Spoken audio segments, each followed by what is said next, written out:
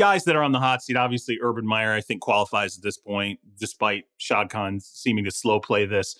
But he's got to be near the top of the list of people who their jobs are in jeopardy. Wanted to run through a couple others just to kind of see what you guys thought. The Raiders and Rich Bisaccia, obviously, things have kind of folded up there after the John Gruden resignation, Henry Ruggs. The season has pretty much imploded. I got to feel like there's going to be a change with the Las Vegas Raiders, the Chicago Bears and Matt Nagy, the New York Giants and Joe Judge, and the Minnesota Vikings and Mike Zimmer. Those are the four where I feel like you have the most potential for change. If there is a coach out there and you're looking at those four situations, the Bears, you got Justin Fields. So if you're thinking, okay, I want a young quarterback to work with who I believe in and I project forward with, we're going to travel together hand in hand.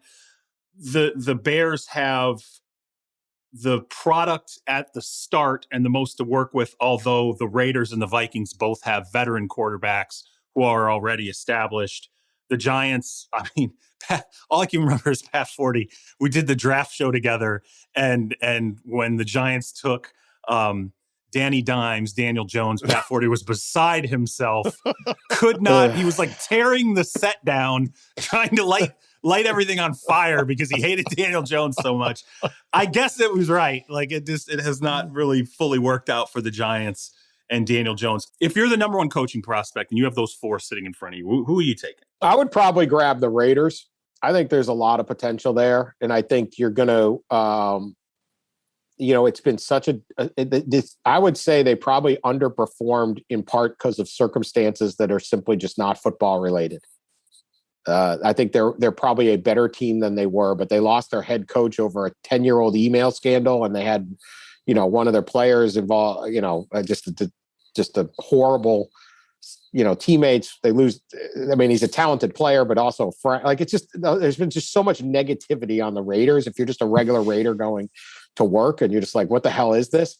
I would probably grab the Raiders and say, you know what, there's a lot here. And I think whatever this team ends up with a win-loss record, you could probably add 2 wins if they just hadn't had a bunch of stuff that wouldn't normally happen occur. Yeah, I mean, I agree with you, really. I think I would opt probably Raiders over the others. Personally, look, I want Vic Fangio on the hot seat, okay? I don't want any of this talk about him being safe because... Pat's a Broncos guy, by the way. He's coloring outside the lines now. Yeah. He's an in-game moron, an absolute in-game moron.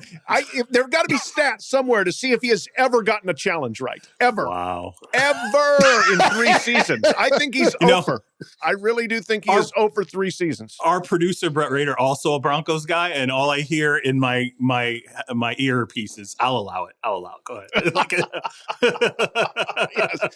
Okay. Terrible clock management, terrible timeout usage. Anyway, I will say they are playing like when Von Miller got traded. I was worried we're folding up You're shop. Like it's done, and they haven't. So that's been good.